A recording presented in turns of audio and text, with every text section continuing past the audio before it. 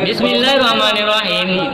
Ya, dengan bahwa ditolak ianya perintah akan dipudaya syaitan. Yang kiban bumi irama tak surah baca tak ke mana bawa bila surah ini. Galak-galak ron. Lagi begitu ya galak-galak.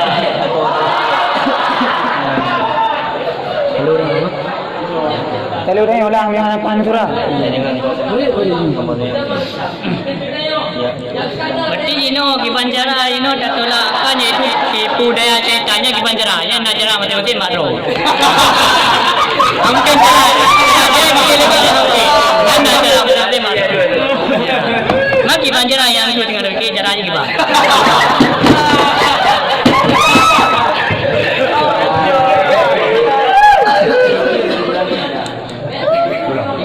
Jadi lagi orang jalan hari. Mungkin lagi tengok kau ni ya jamaah. Mungkin program ni kan ya. Tengok nam dia kadang azan Allahu Akbar Allahu Akbar.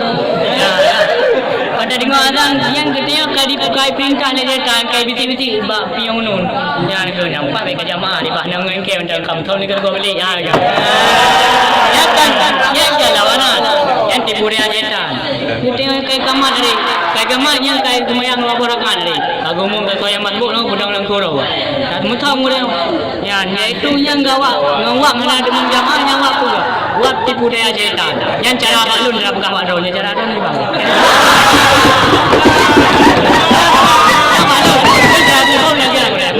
Udah lain yang nung. Yang nak udah wah syaitan ni.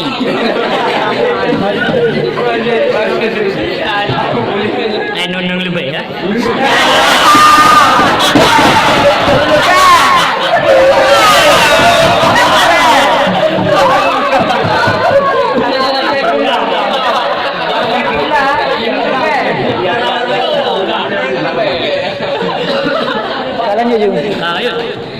Dan bermula tak tawan tak babi api bermula tak babi itu syahwat ya.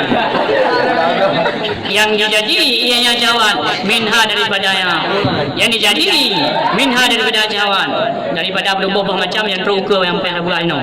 Jadi syahwat tak babi kiban kiban ni hanya Tipu mana ada lupa? Tipu mana ada? Mana lewat? Tipu apa? Ya ibarat Nabi Muhammad.